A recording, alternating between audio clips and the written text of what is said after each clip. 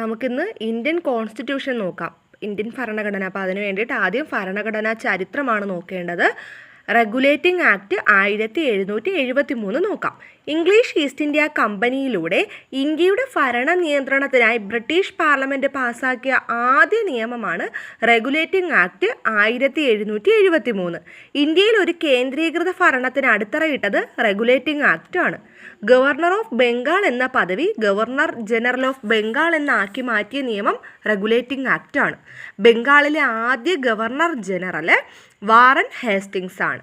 Governor ജനറലിനെ സഹായിക്കാനായി 4 അംഗങ്ങൾ ഉൾപ്പെടുന്ന ഒരു എക്സിക്യൂട്ടീവ് കൗൺസിൽ സ്ഥാപിതമായതും 1773 റെഗുലേറ്റിംഗ് ആക്ട് പ്രകാരമാണ്. ബ്രിട്ടീഷ് ഇന്ത്യയിലെ ആദ്യത്തെ സുപ്രീം കോടതി സ്ഥാപിക്കാൻ കാരണമായ നിയമം ഏതെന്ന് ചോദിച്ചാലും റെഗുലേറ്റിംഗ് ആക്റ്റാണ്. ഒരു ചീഫ് ജസ്റ്റിസും മറ്റ് 3 ജഡ്ജിമാരുമായി കൽക്കട്ടയിൽ ആദ്യത്തെ സുപ്രീം കോടതി സ്ഥാപിതമായത് 1774. കൽക്കട്ട സുപ്രീം കോടതിയിലെ ആദ്യ chief justice sir Elijah ഇംബെയാണ്. Important ആയിട്ടുള്ളതാണ്. കൽക്കട്ട സുപ്രീം കോടതിയിലെ ആദ്യത്തെ ചീഫ് ജസ്റ്റിസ് ആയിരുന്നത് സർ എലിജ ഇംബെയാണ്. പിന്നെ മറക്കാതെ ഓർക്കേണ്ട കാര്യങ്ങളാണ്. ഇന്ത്യക്ക് വേണ്ടി ബ്രിട്ടീഷ് പാർലമെൻറ്റ് പാസ്സാക്കിയ ആദ്യ നിയമം ഏതെന്ന് ചോദിച്ചാൽ അത് റെഗുലേറ്റിംഗ് ആക്ട് 1773 ആണ്. ഇന്ത്യക്ക് വേണ്ടിയിട്ട് ബ്രിട്ടീഷ് പാർലമെൻറ്റ് പാസ്സാക്കിയ അവസാന നിയമം ഏതെന്ന് ചോദിച്ചാൽ എല്ലാവർക്കും അറിയാവുന്നതാണ്. Indian independence act 1747. ഇനി നോക്കേണ്ടത് പിറ്റ്സ് ഇന്ത്യ ആക്ട് ആണ്. 1784 പിറ്റ്സ് ഇന്ത്യ ആക്ട് കൊണ്ടുവരുന്നത്. റെഗുലേറ്റിംഗ് ആക്ടിലെ അപാകതകളൊക്കെ പരിഹരിക്കുന്നതിനായിട്ട് പാസാക്കിയ നിയമമാണ് പിറ്റ്സ് ഇന്ത്യ ആക്ട് 1784. ഇന്ത്യയിലെ ഭരണവും ഇംഗ്ലീഷ് ഈസ്റ്റ് ഇന്ത്യ കമ്പനിയുടെ പൂർണ്ണ നിയന്ത്രണവും ബ്രിട്ടീഷ് ഗവൺമെൻറ്റിന് കീഴിൽ കൊണ്ടുവരുന്ന നിയമം ഈ പിറ്റ്സ് ഇന്ത്യ ആക്ട് 1784 ഇനിയുള്ളത് ചാർട്ടർ ആക്റ്റാണ്. 1813 ചാർട്ടർ ആക്റ്റാണ്. ഇംഗ്ലീഷ് ഈസ്റ്റ് ഇന്ത്യ കമ്പനിയുടെ വാണിജ്യ കുത്തക അവകാശം, അതായത് ചൈനയുമായിട്ടുള്ള തേയില, കറുപ്പ് വ്യാപാരം എന്നിവ ഒഴികെയുള്ള ബാക്കി വാണിജ്യ കുത്തക അവകാശം ഔദ്യോഗികമായി അവസാനിപ്പിക്കുന്നത് ചാർട്ടർ ആക്ട് 1813 പ്രകാരമാണ്. ക്രിസ്ത്യൻ മിഷണറിമാർക്ക് തങ്ങളുടെ മതം പ്രചരിപ്പിക്കുവാനും ഇംഗ്ലീഷ് ഭാഷ പ്രചരിപ്പിക്കുവാനും അനുമതി നൽകിയ നിയമം ഏതെന്ന് ചോദിച്ചാലും ചാർട്ടർ ആക്ട് 1813. ഇനി ചാർട്ടർ ആക്ട് 1833 കുറിച്ച് നോക്കാം. ഗവർണർ ജനറൽ ഓഫ് ബംഗാൾ എന്നത് ഗവർണർ ജനറൽ ഓഫ് ഇന്ത്യ എന്നാക്കി മാറ്റിയത് 1833 ചാർട്ടർ ആക്ട് പ്രകാരമാണ്. ബ്രിട്ടീഷ് ഇന്ത്യയിലെ ആദ്യ ഗവർണർ ജനറൽ വില്യം ബെൻഡിക്കാണ്. ബ്രിട്ടീഷ് ഇന്ത്യയിലെ എല്ലാ എക്സിക്യൂട്ടീവ്, ലെജിസ്ലേറ്റീവ് അധികാരങ്ങളും ഗവർണർ ജനറലിന് നിക്ഷിപ്തമാക്കിയ നിയമവും 1833 ചാർട്ടർ ആക്ട് പ്രകാരമാണ്. ഒരു കച്ചവട സ്ഥാപനം എന്ന ഈസ്റ്റ് ഇന്ത്യ കമ്പനിയുടെ പദവി റദ്ദാക്കുകയും അതൊരു സമ്പൂർണ്ണ ഭരണ സംവിധാനമായി മാറുകയും ചെയ്ത നിയമമാണ് ചാർട്ടർ ആക്ട് 1833. ഇനി അടുത്ത ചാർട്ടർ ആക്റ്റാണ് 1853. ബ്രിട്ടീഷ് പാർലമെൻറ്റ് പാസ്സാക്കിയ അവസാനത്തെ ചാർട്ടർ ആക്ട് ആയിരുന്നു 1853 ചാർട്ടർ ആക്ട് എന്ന് പറയുന്നത്. ഗവർണർ ജനറലിൻ്റെ എക്സിക്യൂട്ടീവ്, ലെജിസ്ലേറ്റീവ് അധികാരങ്ങൾ ആദ്യമായി വേർപെടുത്തിയത് 1853 ചാർട്ടർ ആക്ട് പ്രകാരമാണ്. സിവിൽ സർവീസ് തസ്തികകളിലേക്ക് ഒരു മത്സര പരീക്ഷാ രീതി ആദ്യമായി നടപ്പിലാക്കുന്നത് ഇതിലൂടെയാണ്. 1853 ചാർട്ടർ ആക്ട് പ്രകാരം 1854 നിയമിക്കപ്പെട്ട കമ്മിറ്റിയാണ് Macaulay committee. Committee on the Indian civil service എന്നറിയപ്പെടുന്നത് മെക്കാളെ കമ്മിറ്റിയാണ്. ഇമ്പോർട്ടൻ്റ് ആണ്. Committee on the Indian civil service എന്നറിയപ്പെടുന്നത് മെക്കാളെ കമ്മിറ്റിയാണ്. ഇന്ത്യൻ ലെജിസ്ലേറ്റീവ് കൗൺസിൽ എന്ന പേരിൽ ഗവർണർ ജനറലിൻ്റെ എക്സിക്യൂട്ടീവ് കൗൺസിൽ രൂപീകരിക്കപ്പെടുന്നത് ഈ നിയമപ്രകാരമാണ്. ഇന്ത്യൻ ലെജിസ്ലേറ്റീവ് കൗൺസിലിൽ ആദ്യമായി പ്രാദേശിക പ്രാതിനിധ്യം നടപ്പിലാക്കിയ നിയമം ചാർട്ടർ ആക്ട് 1853 പ്രകാരമാണ്. ഗവർണർ ജനറലിൻ്റെ കൗൺസിലേക്ക് നിയമിതരായിട്ടുള്ള 6 പുതിയ അംഗങ്ങളിൽ 4 പേർ മദ്രാസ്, ബോംബെ, ബംഗാൾ, ആഗ്ര എന്നീ പ്രദേശങ്ങളെ പ്രാദേശിക ഗവൺമെൻറ്റുകളിൽ നിന്നുള്ള ആൾക്കാരെയായിരുന്നു നിയമിച്ചിട്ടുണ്ടായിരുന്നത്. ഇനി ഗവൺമെൻറ് ഓഫ് ഇന്ത്യ ആക്ട് 1858 നോക്കാം.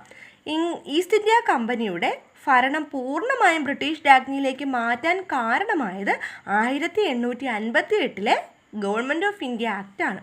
ഗവർണർ ജനറൽ ഓഫ് ഇന്ത്യ എന്ന പദവി വൈസ്രോയി എന്നാക്കി മാറ്റുന്നത് 1858 ഗവൺമെൻറ് ഓഫ് ഇന്ത്യ ആക്ട് പ്രകാരമാണ്. ബ്രിട്ടീഷ് ഇന്ത്യയിലെ ആദ്യ വൈസ്രോയി ആരെന്ന് ചോദിച്ചാൽ കാനിങ് പ്രഭു ആണ്. അപ്പോൾ ബ്രിട്ടീഷ് ഇന്ത്യയിലെ ആദ്യ വൈസ്രോയി കാനിങ് പ്രഭു ആണ്. Act for the Better Government of India എന്നറിയപ്പെടുന്നതും 1858 ഗവൺമെൻറ് ഓഫ് ഇന്ത്യ ആക്ടാണ്. ഇമ്പോർട്ടൻ്റ് ആണ്. Act for the Better Government of India എന്നറിയപ്പെടുന്നത് ഗവൺമെൻറ് ഓഫ് ഇന്ത്യ ആക്ട് 1858 ആണ്. 1858 ഗവൺമെൻറ് ഓഫ് ഇന്ത്യ ആക്ട് പ്രകാരം ബ്രിട്ടീഷ് ഇന്ത്യൻ ഭരണ സംവിധാനത്തിൽ ഒരു ഉന്നത പദവിയായിട്ടുള്ള സെക്രട്ടറി ഓഫ് സ്റ്റേറ്റ് രൂപീകരിക്കുന്നു. അപ്പോൾ സെക്രട്ടറി ഓഫ് സ്റ്റേറ്റ് എന്ന പദവി വരുന്നത് 1858 ഗവൺമെൻറ് ഓഫ് ഇന്ത്യ ആക്ട് പ്രകാരമാണ്. ഇന്ത്യയുടെ ആദ്യത്തെ secretary of state Edward Henry Stanley ആണ്. ഇന്ത്യയുടെ അവസാനത്തെ സെക്രട്ടറി ഓഫ് സ്റ്റേറ്റ് ചോദിച്ചാൽ വില്യം ഫ്രാൻസിസ് ഹാരിയാണ്. ഏറ്റവും കൂടുതൽ കാലം ഇന്ത്യയുടെ സെക്രട്ടറി ഓഫ് സ്റ്റേറ്റ് ആയിരുന്നത് ജോർജ് ഹാമിൽട്ടണുമാണ്.